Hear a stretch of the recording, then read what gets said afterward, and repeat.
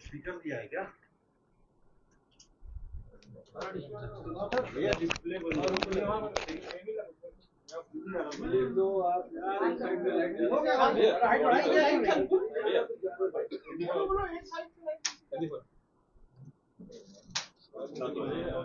आज उत्तराखंड से उत्तर प्रदेश से ले आइएगा।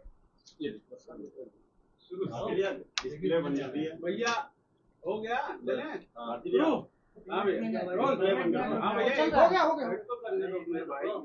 चले कैमरा तुम क्या सोच रहे हो? चलो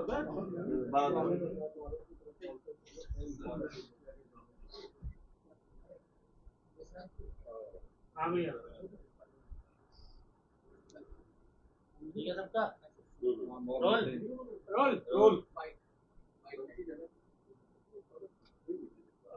सर, मुख्यमंत्री जी का जो बयान अभी सामने आया है, जिसको लेकर उन्होंने ज्ञानवापी मस्जिद के बारे में कहा है, जो ऐतिहासिक गलती हुई है उसको मानना चाहिए। हमने त्रिशूल तो अंदर नहीं रखा। ये सब कैसे है? जिसके पास विजन है वो तो सामने देख सकता है, सब कुछ दिख रहा है। वो कह रहे हैं कि इसको मस्जिद कहेंगे तो विवाद होगा। मस्जिद नहीं,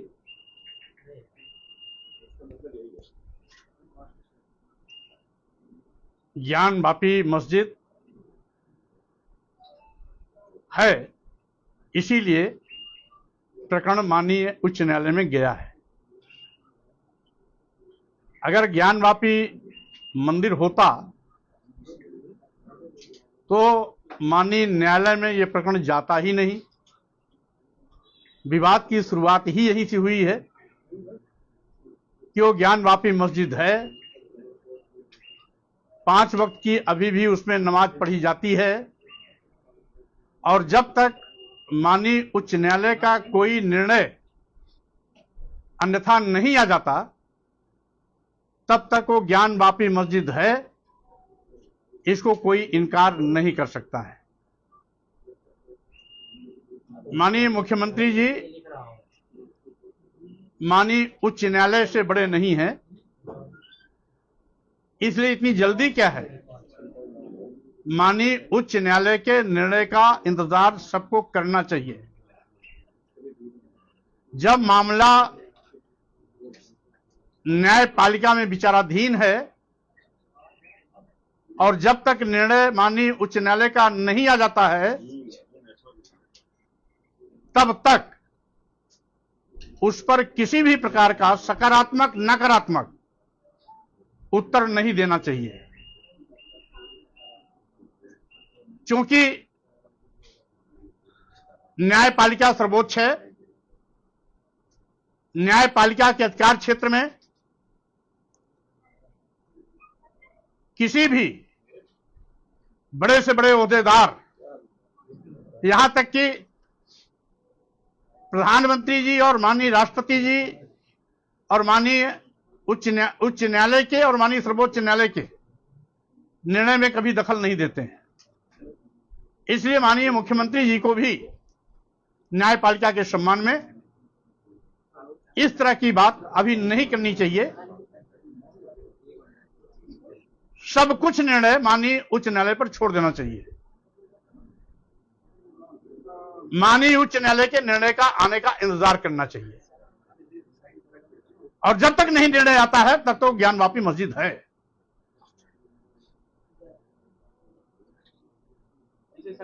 सर, आपने बद्रीनाथ केदारनाथ मंदिर की बात की कि वो पहले बौद्ध मठ थे, उनको तोड़कर मंदिर बनाया गया है। आपने भी सर ऐसी बात कही है, क्या लगता है इसका बहुत ज्यादा प्रभाव पड़ने वाला है चुनाव में? मैं चुनाव को देख करके कभी कोई बात नहीं करता हूं। अगर हमें चुनावी बात करनी होगी तो देश में बड़े पैमाने पर बेरोजगारी है, करोड़ों नौजवान बेरोजगारी की त्रासदी झेल रहा है, महंगाई से लोगों की कमर टूट गई है, जीएसटी का दुरुपयोग व्यापारियों का धनादोहन करके किया जा रहा है, यहां तक कि जीएसटी से संबंधित प्रकरण को ईडी को सौंपकर व्यापारियों की भी कमर तोड़ने की तैयारी कर ली गई है। आजादी के बाद भाजपा पहली सरकार है जो राष्ट्रीयकृत संस्थानों, प्रतिष्ठानों, विभागों को बेचने का पाप कर रही है। डबल इंजन की सरकार देश के सभी बंदरगाह बेच दिए, सभी एयरपोर्ट बेच दिए, एयर इंडिया बेच दिया, देश के सभी रेलवे स्टेशन बेच दिए, यहां तक कि कई दर्जन ट्रेनें भी उद्योगपतियों के हवाले कर दिया। LIC जैसी बड़ी संस्था जिसमें लाखों लाख लोग काम करते हैं, उसको भी उद्योगपतियों के हवाले कर दिया। यानी जिन सरकारी विभागों, प्रतिष्ठानों, संस्थानों में नौजवानों को सरकारी नौकरियां मिलने की उम्मीदें थी, भाजपा सरकार ने उनके उम्मीदों का भी कत्लेआम कर दिया। इसलिए जब हम चुनाव में जाएंगे तो भारतीय जनता पार्टी के द्वारा किए गए एक एक पाप को जनता के बीच में उजागर करेंगे। यह तो सामान्य सी बात थी।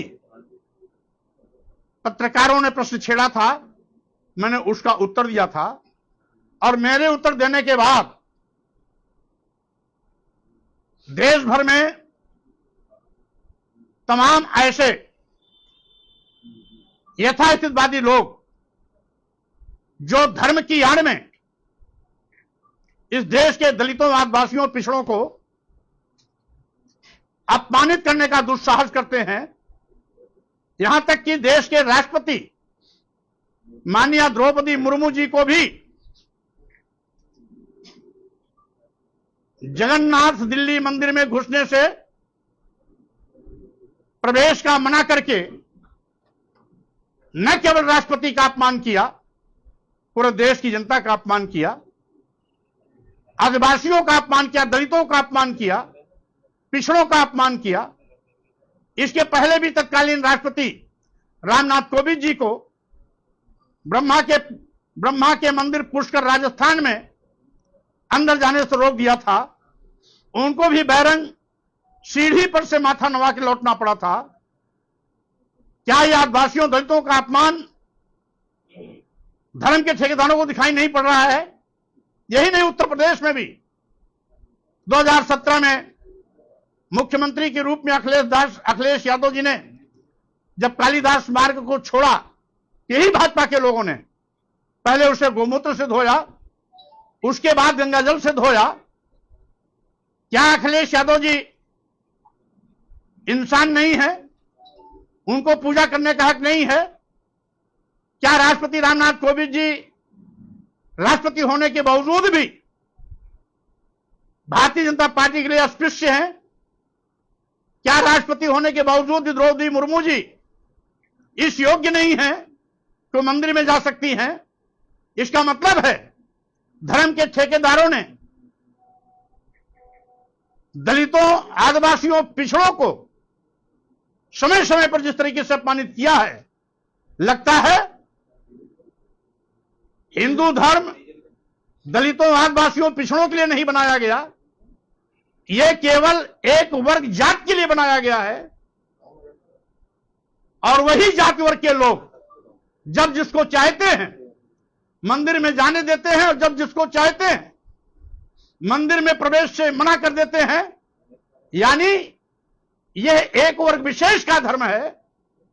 अगर आदिवासियों का धर्म होता, दलितों का धर्म होता, पिछड़ों का धर्म होता, तो शायद यह महामहिम राष्ट्रपति द्रौपदी मुर्मू जी के अपमानित करने का दुस्साहस नहीं करते, तत्कालीन महामहिम राष्ट्रपति रामनाथ कोविंद जी को अपमानित करने का दुस्साहस नहीं करते, अखिलेश यादव जी के कालिदास मार्ग खाली करने पर गोमूत्र और गंगाजल से धो करके अखिलेश यादव और पूरे दलितों, आदिवासियों, पिछड़ों को अपमानित करने का पाप नहीं करते, तो स्वाभाविक रूप से यह धर्म के हितैषी नहीं है, यह धर्म के दुश्मन है। और जिसके नाते बारी बारी से सबको अपमानित कर एक एक को धर्म के बाहर का रास्ता दिखाने का घिनौना खेल खेल रहे हैं। सर, जो मुहिम आपने शुरू की है, तो क्या ऐसा लगता है आपको कि बौद्ध धर्म का पूरा समाज अब आपके साथ, यानी कि समाजवादी पार्टी के साथ आगे रहेगा?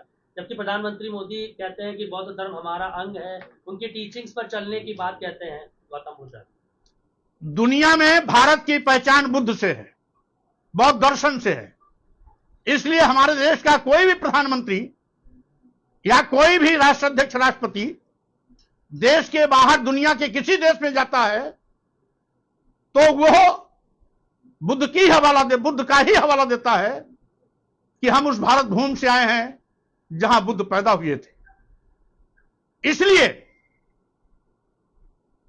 क्योंकि दुनिया में भारत की पहचान बुद्ध से है, इसलिए माननीय प्रधानमंत्री जी, महामहिम राष्ट्रपति जी भगवान बुद्ध की बात करते हैं, बौद्ध दर्शन की बात करते हैं। लेकिन कल मैंने बद्रीनाथ धाम, केदारनाथ धाम के साथ साथ अन्य दर्जनों धामों के विषय में तमाम इतिहासकारों का पक्ष भी रखा। अगर हिंदू धर्म बौद्ध धर्म एक ही है तो बौद्ध मठ तुड़वा करके हिंदू तीर्थ स्थल क्यों बनाए गए हैं? इसका मतलब है दिखावे के लिए तो ये बौद्ध धर्म और हिंदू धर्म को एक बताते हैं, लेकिन इतिहास इस बात का गवाह है कि अगर एक होता तो बौद्ध मठ तोड़े नहीं जाते, बुद्ध की मूर्तियां छिन्न भिन्न नहीं की जाती और बौद्ध मठों को हिंदू तीर्थस्थल में परिवर्तित नहीं किया जाता। स्वामी जी, क्या मुख्यमंत्री का जो आज का बयान है इसको आप चुनावी दृष्टिकोण से भी देख रहे हैं? अब ये तो माननीय मुख्यमंत्री जी जाने कि किस उद्देश्य से इस निर्णय को दिया, इस बात को कही है। जबकि माननीय उच्च न्यायालय में विचाराधीन प्रकरण विचाराधीन है, ऐसी हालात में किसी भी जिम्मेदार नेता को, मुख्यमंत्री को, प्रधानमंत्री को, मंत्री को या किसी भी पढ़े लिखे जानकार व्यक्ति को माननीय उच्च न्यायालय में लंबित होने के दौरान उस प्रकरण पर कोई भी बात नहीं रखनी चाहिए। सर, मुख्यमंत्री योगी आदित्यनाथ ने कहा है कि मुस्लिम समाज को ये मानना चाहिए कि ये ऐतिहासिक गलती हुई है और उस पर उनकी तरफ से चीजें सामने आनी चाहिए। मतलब मुस्लिम समाज की तरफ से प्रस्ताव आना चाहिए। अब जब माननीय उच्च न्यायालय में प्रकरण विचाराधीन है, प्रस्ताव तो पहले मांग लिया गया होता, माननीय उच्च न्यायालय में जाने की नौबत नहीं आती। अब तो जो भी निर्णय होगा माननीय उच्च न्यायालय के निर्देश के क्रम में होगा। भूपेंद्र चौधरी कह रहे हैं कि आप इस तरीके के बयान इसलिए दे रहे हैं क्योंकि आप सुर्खियों में बने रहे। अब भूपेंद्र चौधरी जी किस नजरिए से सोचते हैं ये उन्हें मुबारक, लेकिन जब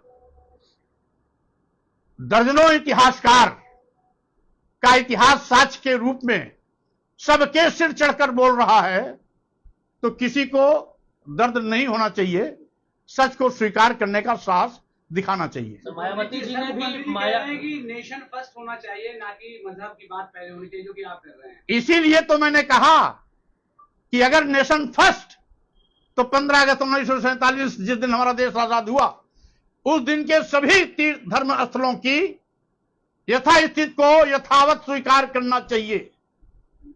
जो लोग उसको इतर जाकर के मस्जिद में मंदिर खोजने का दुस्साहस कर रहे हैं, वही लोग इस विवाद को हवा दे रहे हैं, विवाद को आगे बढ़ने का रास्ता तैयार कर रहे हैं, क्योंकि इसी प्रथा के पर चलते हुए कल मंदिरों में लोग बौद्ध मठ खोलना शुरू कर देंगे। तो मायावती जी ने भी बयान दिया है कि स्वामी मौर्य जो बयान दे रहे हैं इससे बौद्ध धर्म के लोग उनकी तरफ आकर्षित होने वाले नहीं हैं। माननीय बहन जी को मैं बहुत इस बात के लिए साधुवाद देना चाहता हूं कि उन्होंने बोला तो जरूर लेकिन बेमौसम बोला। अगर उनको बोलना ही था तो जिस समय राष्ट्रपति द्रौपदी मुर्मू जी को जगन्नाथ दिल्ली मंदिर में जाने से रोका गया, बैरिकेटिंग के बाहर खड़ा होकर उनको पूजा पाठ करना पड़ा, उस समय उनको बोलना चाहिए था। अगर माननीय बहन जी को बोलना ही था तो जिस समय तत्कालीन राष्ट्रपति रामनाथ कोविंद जी को ब्रह्मा पुष्कर राजस्थान के मंदिर में अंदर जाने से रोका गया, सीढ़ी पर माथा नमा के उनको वापस लौटना पड़ा, उस समय उनको बोलना चाहिए था। अगर उनको बोलना ही था तो जिस समय आदिवासी पर भारतीय जनता पार्टी के एक कार्यकर्ता ने पेशाब किया, उस समय उनको बोलना चाहिए था। अगर उनको बोलना ही था तो आज मणिपुर जल रहा है, मणिपुर जाकर के वहां लोगों का आंसू पोंछना चाहिए था। लेकिन आज उन्होंने तब बोला जब दर्जनों इतिहासकारों का साक्ष्य मैंने देश की जनता के सामने प्रस्तुत किया है, तो अब उनके बोलने का कोई औचित्य नहीं। धन्यवाद। एक सवाल ले लीजिए सर। हाँ दीजिए।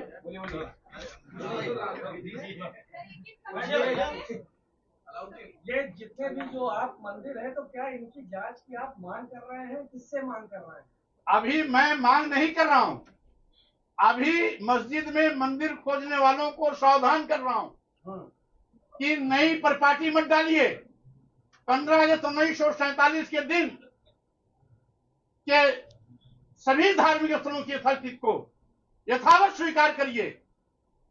देश में अमन चैन बनाए रखिए, भाईचारा बनाए रखिए, आपसी सौहार्द को तोड़ने का पाप मत करिए, देश को बांटने का बीज मत बोइए, देश में शांति बनी रहे। भारतीय संविधान भी यही चाहता है कि सभी धर्म, पंथ, संप्रदाय समान रूप से मिलजुल कर आगे बढ़ें। धन्यवाद। जिस तारीख की आप बात कर रहे हैं, इस पर पहले से कानून बना हुआ है, प्लेसेस ऑफ वर्शिप एक्ट 1992 में बना था। तो आपको क्या लगता है इस तरीके के कानून क्या देश में आपको लगता है काम नहीं कर पा रहे? वो चूंकि कानून बना था निष्प्रभावी कर दिया गया। अगर वो कानून होता तो आज ये मुद्दे उठते ही नहीं।